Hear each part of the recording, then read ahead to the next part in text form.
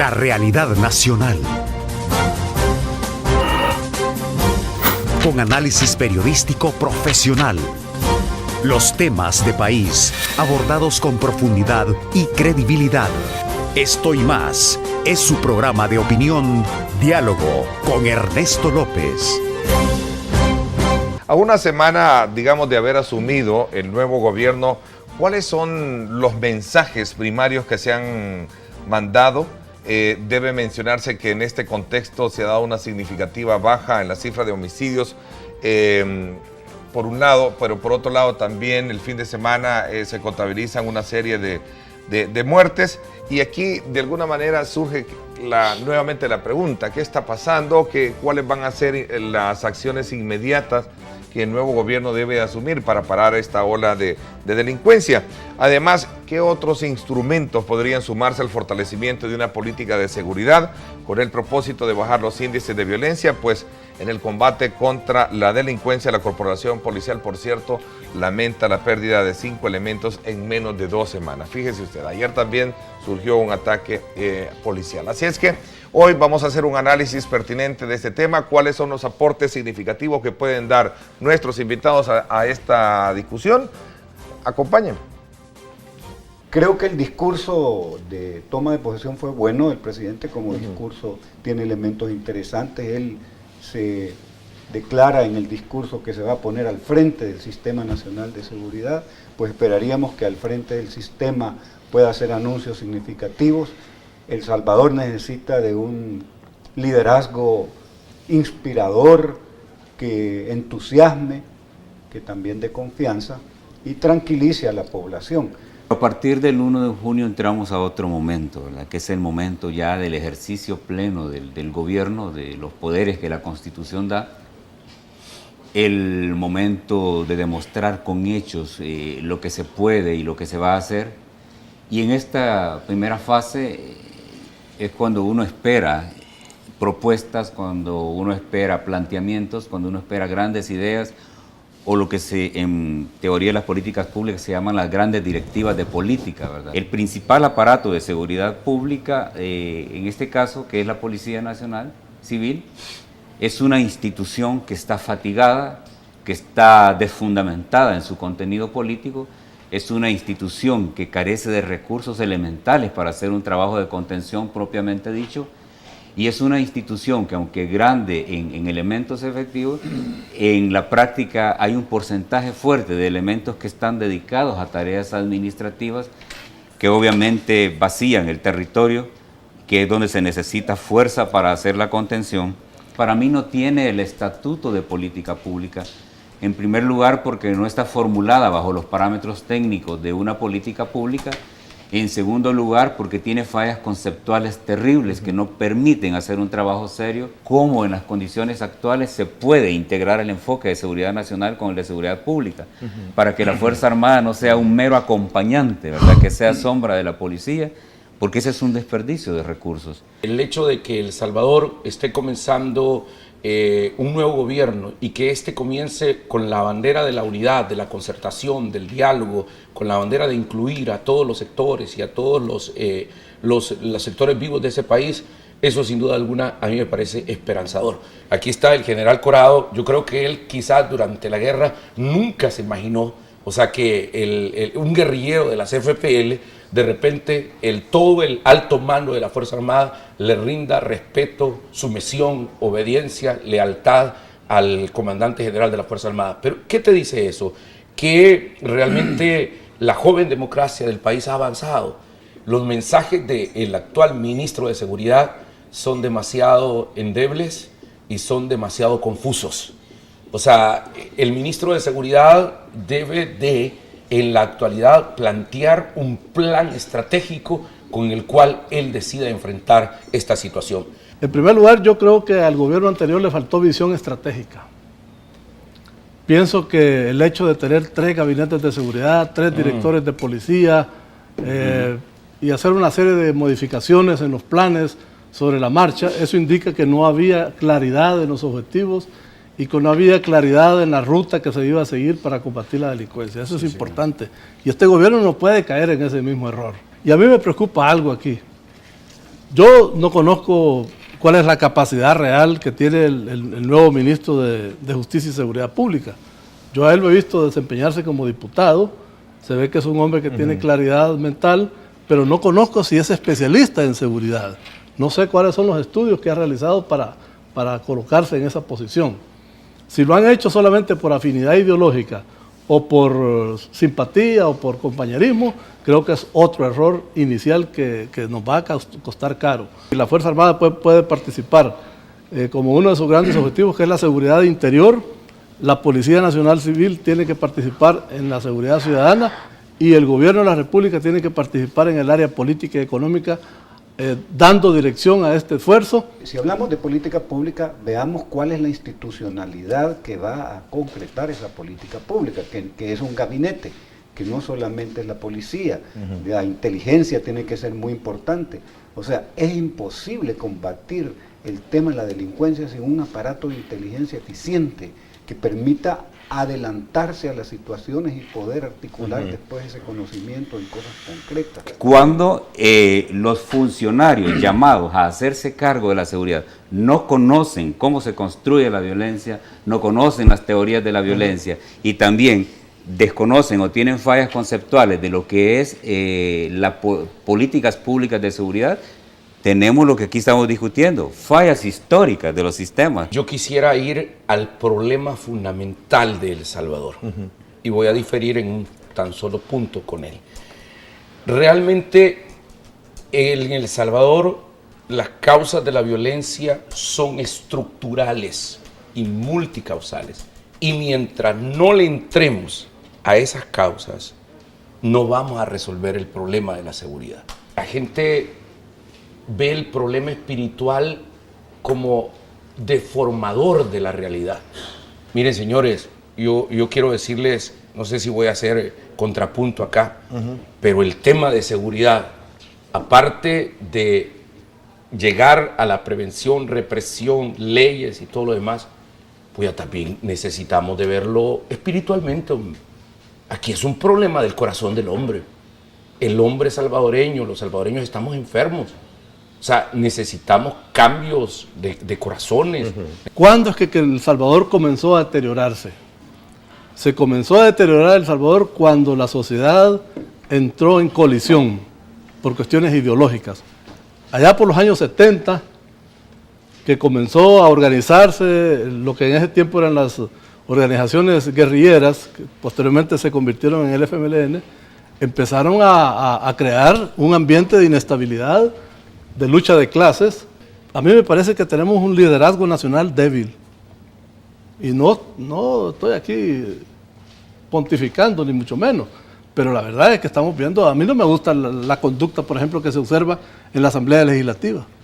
Hay demasiada contradicción ahí, choques ideológicos, y el interés del país y el interés nacional lo dejamos de lado. Si usted vea, por ejemplo, en la toma de posesión del presidente Sánchez Serén, a mí me causó mucha tristeza y malestar la conducta que observó el presidente de la Asamblea Legislativa al final del evento, cuando se puso a leer la agenda legislativa, haciendo quedar mal a diputados que pertenecen a la Asamblea Legislativa ante la comunidad internacional, porque ese evento se pudo haber visto en todo el mundo. Claro. Entonces nos ubicó ahí como un país dividido, como una sociedad que no nos hemos logrado consolidar. El presidente Sánchez lanza un mensaje conciliatorio, un mensaje de paz, pero el presidente de la Asamblea deshace todo eso. Yo no comparto la idea de que los militares estén en funciones de seguridad pública.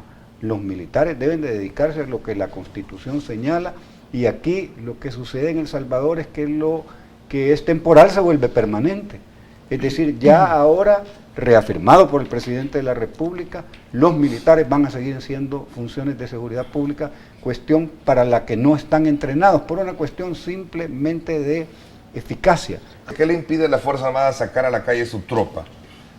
Los delincuentes tiemblan ante estos elementos, dicen. Al planteamiento lo que pasa es que la Fuerza Armada obedece órdenes del mando político.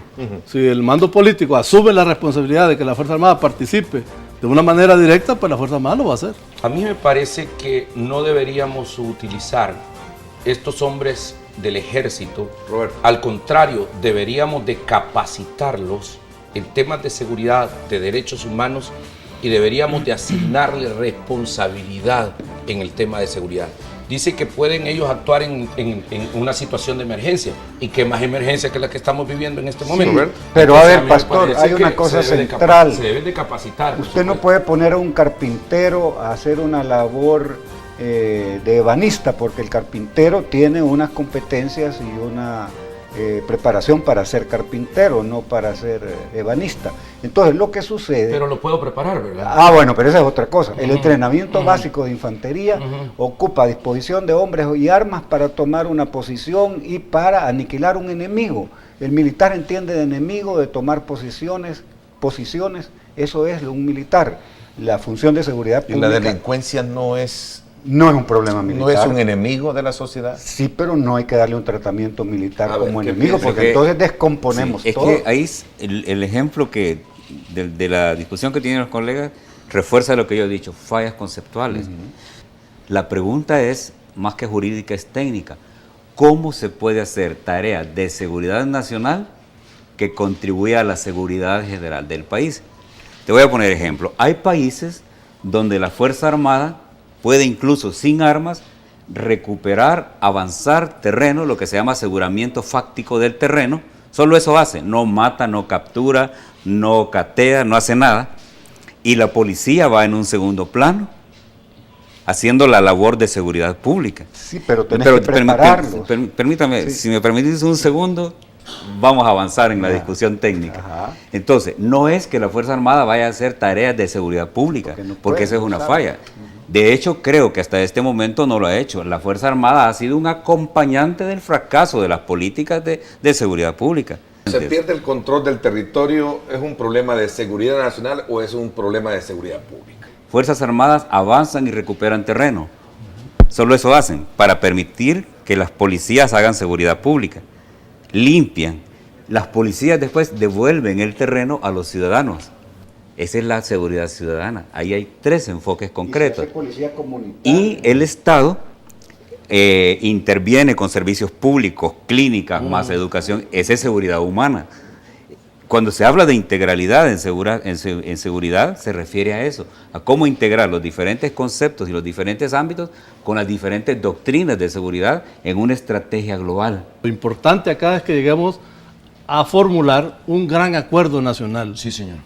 Gobierno, sectores de los demás órganos del Estado, órgano judicial, fiscalía, empresa privada, todos los elementos disponibles, las municipalidades, para poder lograr un solo objetivo, que es bajar la delincuencia en el país y darle seguridad a nuestros pobladores. O sea que eso, sin ese gran acuerdo nacional y sin esa, afinidad de criterios entre todos los componentes, todos los operadores políticos del país, muy poco podemos hacer. Necesitamos, sin duda alguna, construir un gran acuerdo nacional para el desmontaje de la violencia. Este sería el tercer gran acuerdo en El Salvador. El primero es el de 1821, el segundo el de 1992, los acuerdos de paz, y este sería un tercer gran acuerdo. Y a mí me parece que el presidente Sánchez Serén le está apuntando a eso. En los próximos días va a dar más información sobre precisamente cómo se va a articular, o sea, al más alto nivel y de una manera seria, él al frente de este tema, para llegar a ese gran acuerdo de nación, el cual necesitamos nosotros para poder tener políticas de seguridad que se deban observar, obligatoriamente, sin distingos políticos, ideológicos, y necesitamos planificar el tipo de país al que nosotros vamos. Eso es maravilloso desde arriba. Yo voy a hacer un planteamiento. No, pero es desde abajo. que no solamente desde arriba, porque Eso es absolutamente popular. Pero espérate, te lo voy a plantear. Es que no se está pensando que un grupo de iluminados de repente venga y analice o haga otra comisión como la que tú decías más. No. Esto se está pensando que se debe de bajar a los gobiernos municipales, que se debe de bajar a las iglesias, a los medios de comunicación, a los empresarios y a todas las fuerzas vivas del Salvador. Y entonces desde ahí ya nos comprometemos entre todos para poder sacar adelante este país. Porque te puedo dar un insumo, a lo mejor le sirve. A ver. Sin la participación comunitaria en la gestión de la seguridad pública, Claro. no es viable. Y comparto eso, la territorialidad de lo que tú hablabas. ¿De qué estamos hablando cuando hablamos de territorialización de la seguridad pública? De organizar mesas barriales en las cuales la población asume, hace propia la gestión en el diseño de la construcción de la política pública territorial. ¿Qué quiere decir eso? Los que saben dónde, cuándo, cómo y qué tipo de delitos se cometen en el barrio son los que viven ahí. Efectivamente. Entonces, puede ser sensacional lo que me estés hablando de una comisión presidencial, pero si eso no termina en lo local, en el barrio, con la gente, eso no es viable. Yo soy de la idea de la policía comunitaria también. Ajá, ese es el modelo. Porque, miren, si al pandillero, si al que está metido en la violencia, le eliminamos la movilidad territorial, ya logramos bastante. Y eso se necesita, sin duda alguna, que los barrios se comprometan como tal. Y solamente hago un comentario. Dijo Cañas que no le da temor ver un soldado con un M16. ¿Y qué temor le va a dar si él fue guerrillero? Pero es que no le da temor a los delincuentes también. Primero porque el M16 es absolutamente infuncional en la lucha urbana. Necesitas un arma, tal vez de un Pero eso lo sabes tú porque... Y lo saben los delincuentes también. Ir estructurando políticas y estrategias que nos lleven a realmente a lograr que la delincuencia cada día se reduzca más. Yo creo que hay que actuar inteligentemente. A mí nunca me pareció la tregua que se hizo entre pandillas, pero yo creo que hay que explorar también esa posibilidad de llegar a un arreglo político, digamos, con esta gente, pues, porque para que ellos abandonen de verdad el ámbito delincuencial. Habrá que hacerlo de manera que no se viole la ley, tendrá que ser transparente, tendrá que ser de cara a la población. No hay que olvidar que esta es una sociedad criminógena, es una sociedad que padecemos violencia, estamos enfermos de violencia, hay que trabajar mucho en el tema de prevención en sentido estricto. A mi parecer, este gobierno le quiere apuntar a algo diferente. Primero que él se pone al frente como tal. O sea, ¿cuál fue el problema de la tregua? Yo siempre dije que la tregua fue el hijo ilegítimo de Mauricio Funes, porque nunca reconoció que realmente la tregua había nacido en su despacho oficial. Mal padre. O sea no lo reconoció. Es el hijo ilegítimo. Jesucristo y el Evangelio sigue cambiando vidas. Y yo lo creo firmemente. La prevención en sentido estricto es aquella que se anticipa a la formación de las conductas violentas, de manera que toda política de prevención debe incidir en los hábitos de crianza, tiene que revisar el fundamento de los mandatos sociales y socioculturales que refuerzan y reproducen la violencia, tiene que incidir en la desigualdad en el manejo del poder entre géneros, tiene que contribuir a formar resiliencia en toda la cantidad de niños y niñas maltratados de este país, tiene que buscar procesar el duelo histórico de este país, que es grande por la cantidad de muertos que todos tenemos encima, y debe contribuir a reducir la distorsión de las praxis políticas y religiosas que también contribuyen a la violencia cuando se deforman. La realidad nacional. Con análisis periodístico profesional. Los temas de país abordados con profundidad y credibilidad. Esto y más es su programa de opinión, Diálogo con Ernesto López.